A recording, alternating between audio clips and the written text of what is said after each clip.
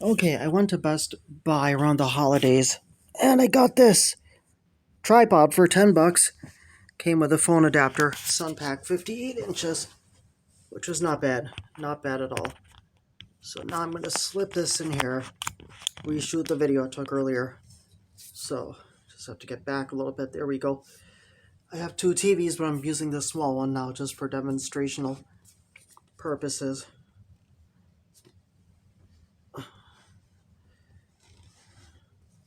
So I'm playing some Choplifter and Pac-Man on my Atari 2600. I got original Pro lines with it, which were a pain in the neck to use. I have a bunch of other Atari adapters in the back. I mean joysticks that I made in another full video. This is just going to be a quick video. So those give hand cramps to people apparently, and so there's another option.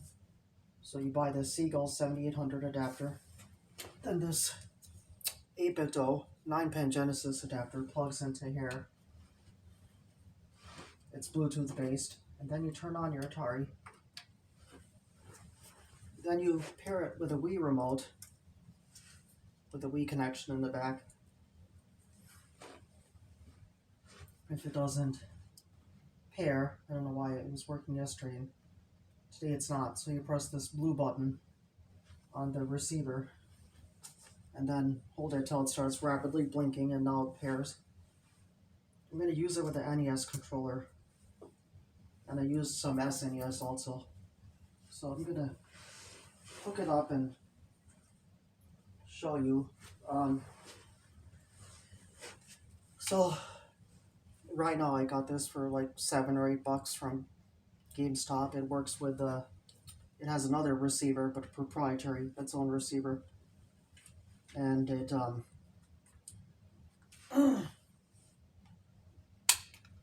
and it takes two AA's just like the Wii remote does. Wii remote takes two AA's also. There's this G-Bro adapter that you can pair it with. There's GameCube on one side, Wii on the other. It's not working right now. I'm not sure why, but anyway, so once the Wii remote and the 8-bit-O Genesis Bluetooth adapter power on, it starts working. No, you can't plug this receiver directly in to the 7800. It doesn't work. Only if you plug in a Seagull for some reason. It doesn't power on otherwise. So I'm going to press a button. Am I getting in the shot here? Yeah. So I'm going to play some Miss Pac-Man. I don't think they had regular Pac-Man, but Miss is good enough. So as you can see, the Wii remote is working. And I'm going to turn it off and use Choplifter cartridge. And just to prove that it works, this Seagull adapter also's got a purpose, which is, ooh, it's starting to rip at the edge here. That's fine, I'll fix it later. It does have a purpose though, which is that it allows you to add two button support. If you plug in a Sega Genesis controller, it's 9-pin wired also. A little differently wired, but it works in Atari for some reason. But only one of the buttons works. This will add two button support in. So now here we go. I'm taking off with the helicopter. I'm going left. I'm changing direction of the copter. And I'm firing, so it's adding both buttons in, which is really awesome. Now I'm going to plug this in. I got this for my NES and SNES Classic, the little mini boxes they made with 30 games built in for NES and 20 for SNES. Look just like a little mini version of the Nintendo and Super Nintendo, but with 30 or 20 games built in. And you can add your own. I don't condone hacking it to add your own, but Some people have figured out how to do that, but I'm keeping mine original with the 20 and 30 built in. I'm not hacking mine. But it does work, so that's all you do. There is another version of Seagull they made, which is just a box and has no cables sticking out.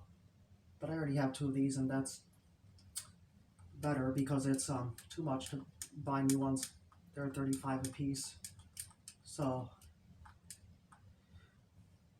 anyway, it works. As you can see, changing direction of helicopter. And this, it works. Let me see if I'm getting in the... Well, did I? If I...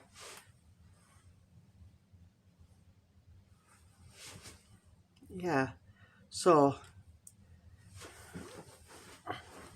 Maybe I'll sit a little bit closer. So, helicopter is taking up. It's going off. And then it's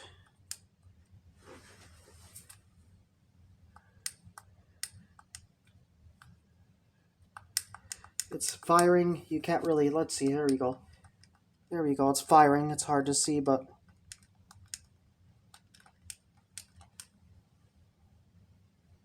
there we go. Have to autofocus. Alright, let's start it up again. I'm going up. I'm firing with this button. And I'm moving the chopper with this button left and right. So it's working, as you can see. Just a couple of quick, simple adapters, and it is working. My quick shot, I will plug my quick shot into the... I have other adapters, Atari to GameCube, and then you go from GameCube to Wii, plug it into the back of the Wii remote, then plug in an Atari joystick, and right now it's not working for some reason. Maybe the adapter is starting to break, but it's working. It used to work pretty good. But there's a Hyperkin company makes NES and SNES adapters to Wii remote. So I'm just going to plug in NES adapter and then plug in the quick shot that I have here.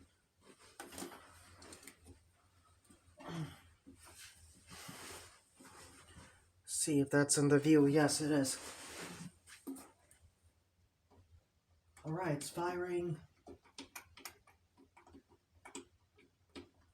And one button is firing. And it's changing direction of the copter. It's hard to see the firing, but you can see it's definitely changing direction with a copter. I have a NES Advantage, which doesn't work for some odd reason, but the quick shot and this Shinsei Hyper Stick work really good. So, let me show you the Shinsei. Got it off eBay. I don't remember how much, it wasn't too expensive, but left, right, change direction of the copter. There we go. And now we shove in this Pac-Man. And it's not in all the way apparently. There we go. Yeah, I just have to get the connection right. So it's paired up. I guess if you do it really fast, it pairs automatically again. So here we go. Let's play some Miss Pac-Man. Yep, Pac-Man's working.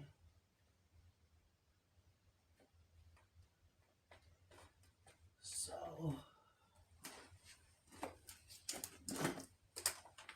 and then Shinsei, not Shinsei, plug in this NES Quick Shot device.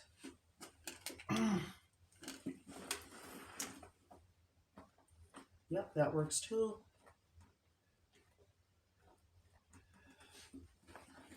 And then take out that and plug in this.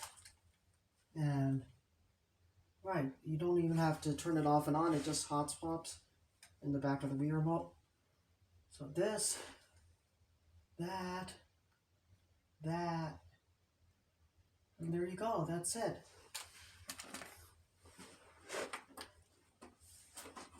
So very simple. One of these plugs into the NES, then this receiver, then you pair it with the Wii remote, and once you got the Wii remote hooked up, then you plug adapters into the back of the Wii remote, which is either NES or SNES to Wii remote, or you can do GameCube and Atari. Or if you don't have a Wii remote, you can just get a G-Bros, but I forgot how you pair it. And I can't figure that out right now, but it does work. I'm going to try this one more time before I completely disregard this.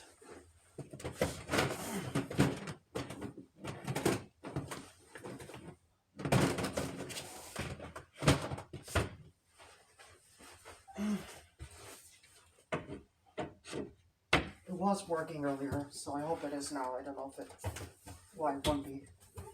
It used to work, so.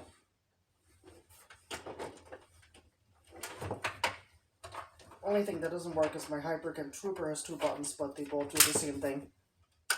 So this doesn't work with that 2-button controller, but it will add 2-button support for Genesis, NES, and SNES. I did find a cheap deal on a Europad on eBay, so hopefully that works. But anyway, this should work too. Let's see. So turn it on. Pair the thing. Oh, didn't have to. Forgot to plug it in. So plug it in. Turn it on.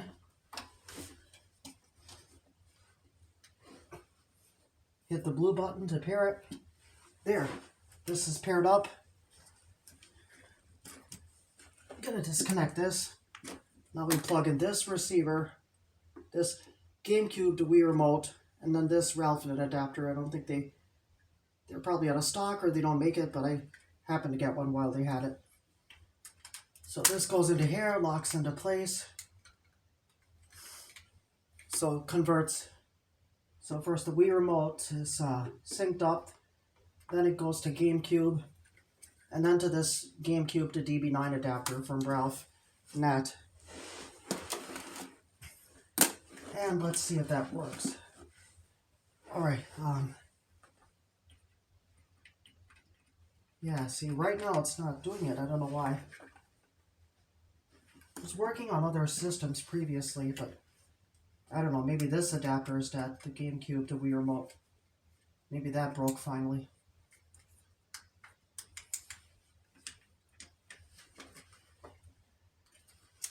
Yeah, because maybe that's what broke yesterday or the day before. I don't think this adapter is busted or broken. But anyway, I'm going to plug it in and try it again one more time. Because something popped the other day. Maybe this was busted. So turn it off. Turn it on. And then plug in the Wii remote. Plug in this Bluetooth adapter. Hit the blue button to make it rapidly blink. Paired with the Wii remote. There we go, now it's working. Alright. So it has to be all done at the same time. Yeah, see, original controller is working. And it's wireless, so I can sit on the sofa, and I'm just showing you up close so I can show you it actually works. But yeah, I could sit in the back and get it to. I don't have 2-button support, that's the only thing. So this will work. Same thing works on a real 2600 or Junior, or I have a 6-switch Sears Tele system also that works. Tele games. So yeah, as you can see, a real controller is working. So this would be wireless. You'd sit on the sofa, keep this right next to you, and then this connects to that, and it's wireless. So this actually works. As you can see, it's working. So not bad at all. In fact, I'm gonna just hop a little bit back in case I was hogging the whole screen. Alright, I'm gonna keep the Wii remote and the adapter and this whole setup right next to the tripod. So you can't see my hands moving, but take my word, it's connected. So this will work on a real 2600 for one button games, and that'll be awesome. Because it doesn't work with 2-button support, even if your controller has 2 buttons, unlikely to work because the Hyperkin Trooper I had with 2 buttons doesn't do that either. In fact, just to prove a point, let's see if I can find my Trooper. Yeah, I'm gonna connect a Trooper just to prove a point and show you.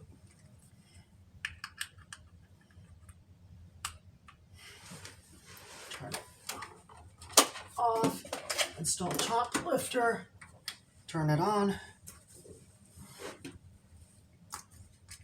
Oh, it's auto-connected. Sometimes if you do it within like half a second, it auto-connects. So this is synced to my Wii remote. I'm moving up and down. See, it's changing direction of the copter. The second button's not firing, it's doing the same thing. But it's good for 2600 games. Not for 7800 that require 2-button support, but still not a bad deal. Good to know this, or this adapter is not broken. So that is it basically. Just wanted to show you how that all works. I mean, don't want to take away from anybody. Like, one guy in Atari just making modified controllers, and on YouTube there were some guys doing the same thing. Don't want to take away from their sales, but this is another option. A little expensive, but by the time you buy all the adapters, but if your controller breaks, you don't have to wire a new one. And it's not good for just those 2 controllers, it's good for anything. Even a SNES works. I had a much longer video proving that that works. Take my word for it, but same thing, plug the SNES adapter into the back of the Wii remote instead of the, other one. And it works just fine.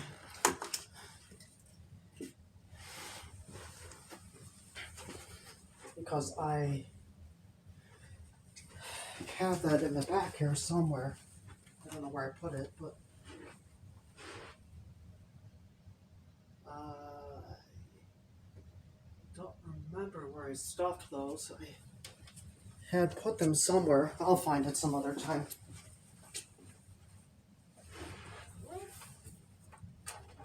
My NES Max, for some reason, doesn't work. Oh, here's a Super Nintendo controller.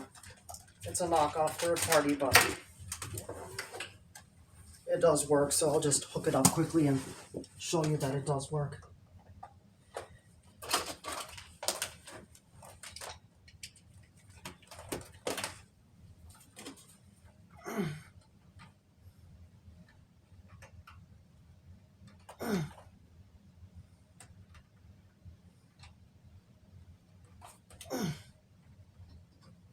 All right. Let's see.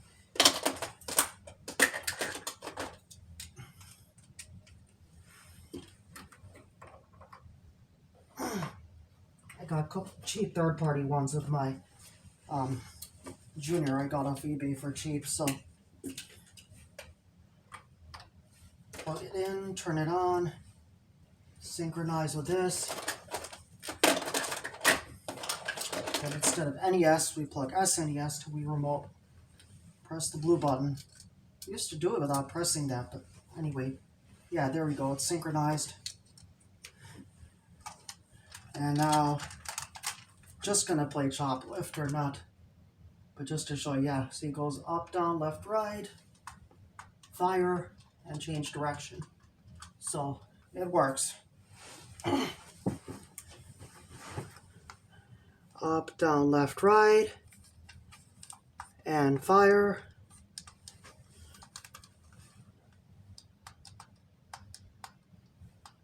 and change direction. So it works. Not bad. And if you have an original genuine, it'll work too.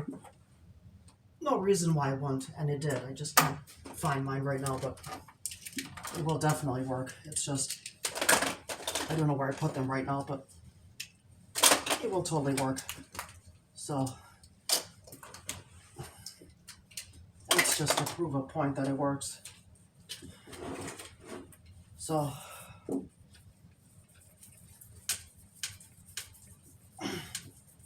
I'm going to clean up the rest of this shit right now, and I'm going to say goodbye and good night.